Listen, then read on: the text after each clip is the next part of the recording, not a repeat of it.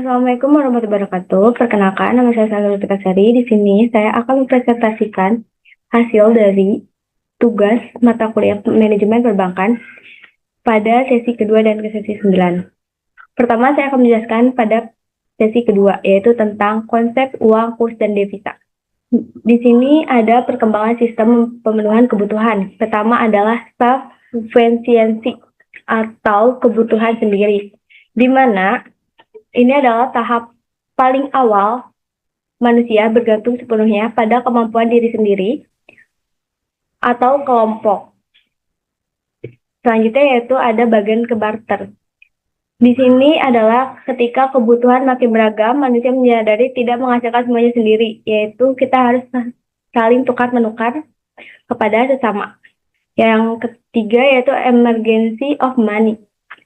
Di sini yaitu dapat dijelaskan bahwa banyaknya kendala dalam sistem barter, manusia menciptakan uang sebagai alat tukar yang sah dan terukur. Selanjutnya yaitu adalah pengertian uang. Uang adalah alat ukur yang memiliki satuan hitung dan diakui secara sah, umumnya dikeluarkan oleh pemerintah atau otoritas moneter. Bentuknya termasuk uang kartal, yaitu kertas atau logam, uang giral seperti saldo rekening, giro, deposito, simpanan masyarakat pada lembaga keuangan buku bank. Selanjutnya yaitu ada syarat-syarat agar benda diterima sebagai uang. Di sini ada banyak. Contohnya pertama adalah diterima secara umum, harus diakui dan dapat dipakai masyarakat luas dalam transaksi, tahan lama, fisiknya tuh kuat hingga dapat digunakan berulang kali, mudah dibawa, yaitu praktis untuk dipindah tangankan dan disimpan, mudah dibagi, dapat dibagi ke pecahan lebih kecil atau tanpa kehilangan nilai. Nilainya stabil, tidak berubah drastis dalam jangka pendek agar dapat dipercaya. Jumlah mencukupi, tersedia secukupnya, cukup untuk transaksi dan tidak berlebihan. Tidak mudah dipalsukan, memiliki ciri khas khusus sehingga sulit ditiru pihak lain. Juga di sini ada tentang fungsi uang. Fungsi uang terbagi menjadi fungsi asli dan fungsi turunan yang membantu kegiatan ekonomi dalam kehidupan sehari-hari. Selanjutnya itu adalah fungsi asli alat tukar umum. Menyederhanakan pertukaran barang atau jasa, menggantikan barter. Fungsi dua yaitu satuan hitung, menjadi ukuran untuk menilai dan membandingkan harga. Fungsi turunan atau alat pembayaran untuk melunasi transaksi, utang, dan kewajiban.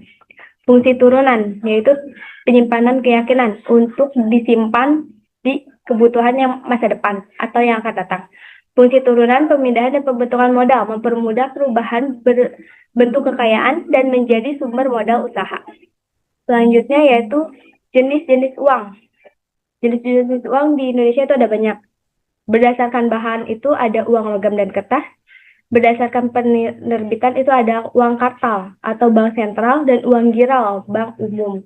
Berdasarkan pemakaian, uang domestik dan internasional. Berdasarkan nilai berlaku, yaitu nilai internal dan nilai eksternal, yaitu kurs.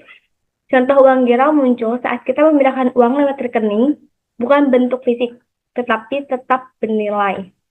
Selanjutnya yaitu kurs, nilai tukar atau valuta asing falas. Kurs adalah harga mata uang suatu negara yang dinyatakan dalam mata uang negara lain.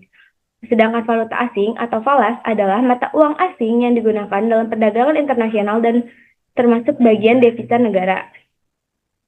Selanjutnya yaitu mata uang populer dan pasangan pair. Beberapa mata uang yang sering dipergunakan, USD dollar, US, sering menjadi patokan global. Euro, yen, pound, USD biasanya menempati peringkat pertama dalam volume perdagangan internasional. Di sini ada bagannya, yaitu tentang ranking dari mata uangnya. Ada USD, Euro, yen, dan lainnya. Ini bagannya. Selanjutnya yaitu tentang devisa.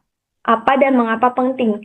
Devisa adalah kumpulan valuta asing memiliki milik suatu negara yang digunakan untuk membiayai transaksi internasional. Devisa penting karena mendukung pembayaran impor dan penerimaan ekspor, menjaga stabilitas ekonomi melalui cadangan valuta, meningkatkan kepercayaan internasional terhadap kemampuan membayar negara.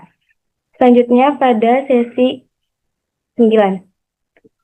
Di sini sesi 9 saya menjelaskan tentang pengertian dan klasifikasi dana bank. Dana bank adalah seluruh utang dan modal di sisi pasifa neraca yang digunakan sebagai modal operasional untuk menyalurkan pembiayaan. Secara ringkas, sumber dana dibagi menjadi 3 kelompok. Dana pihak satu, modal sendiri, dana pihak kedua, modal pinjaman, dan dana pihak ketiga yaitu simpanan masyarakat. Ada 3 kelompok sumber dana. Yang satu, dana pihak satu. Modal sendiri bank, dana stabilitas, modal dan penyangga risiko. Dana pihak kedua yaitu pinjaman dari pihak lain, likuiditas, tambahan dengan kewajiban bunga. Dana pihak ketiga yaitu simpanan masyarakat berupa giro, deposito, berjangka, dan tabungan.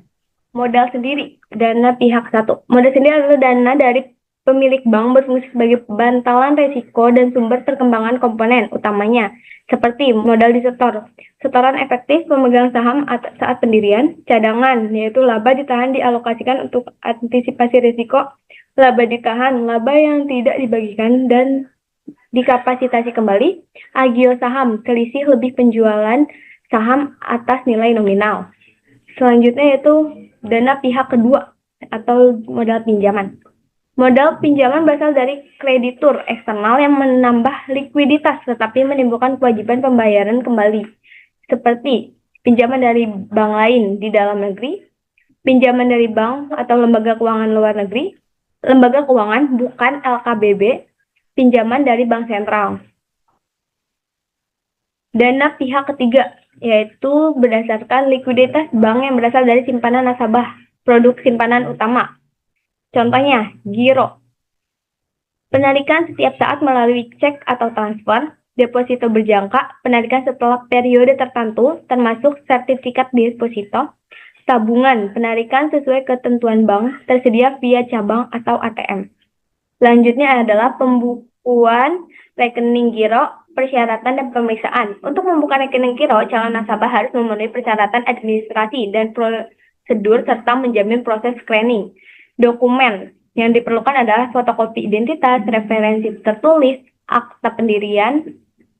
Screeningnya yaitu verifikasi identitas, survei internal, on the spot, pemeriksaan referensi, interview, permintaan NPWP.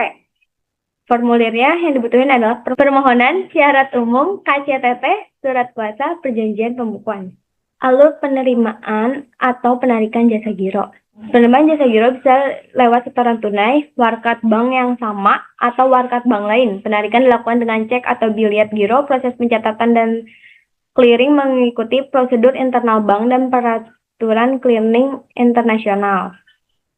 Penarikan cek atau biliet giro kosong di kriteria penolakan. Bank mengklasifikasi frekuensi penarikan warkat kosong berdasarkan kejadian satu nasabah, satu bank, atau beberapa bank. Setiap penolakan harus disertai surat keterangan penolakan SKP. Kriteria umum penolakan meliputi saldo tidak cukup, rekening ditutup atau diblokir, persyaratan formal tidak terpenuhi seperti tanda tangan, materai endorse, warkat kadaluarsa dibatalkan atau tidak dapat ditarik kembali. Deposito berjangka versus sertifikat deposita. Perbedaan penting yang memperoleh likuiditas dan akuntansi pembayaran bunganya yaitu deposito berjangka bunga dibayar saat jatuh tempo, sedangkan sertifikat sering diskon pada pembukaan. Pemindahan hak, deposito tidak dapat dipindah tangankan, sedangkan sertifikat dapat dipindah tangankan. Kepemilikan deposito atas nama sertifikat bisa atas unjuk. Perhitungan bunga, ringkasannya atau aplikasi untuk praktik bank, memahami jenis sumber dana, membantu manajemen likuiditas, pengendalian risiko dan strategi pembiayaan, modal sendiri, menjaga stabilitas pinjaman sebesar kapasitas, penyaluran simpanan masyarakat adalah sumber likuiditas utama. Prosedur pembukaan rekening, penanganan warkat, dan aturan keberhasilan nasabah wajib dipatuhi untuk meminimalkan risiko operasional reputasi. Tindakan selanjutnya, kebijakan internal bank untuk mengelola dana, perkuat proses screening nasabah giro, dan pastikan kepatuhan terhadap aturan rahasia bank. Mungkin segitu yang bisa saya jelaskan untuk tugas materi pada sesi kedua dan sesi ke-9 mata kuliah manajemen perbankan. Sekian, terima kasih.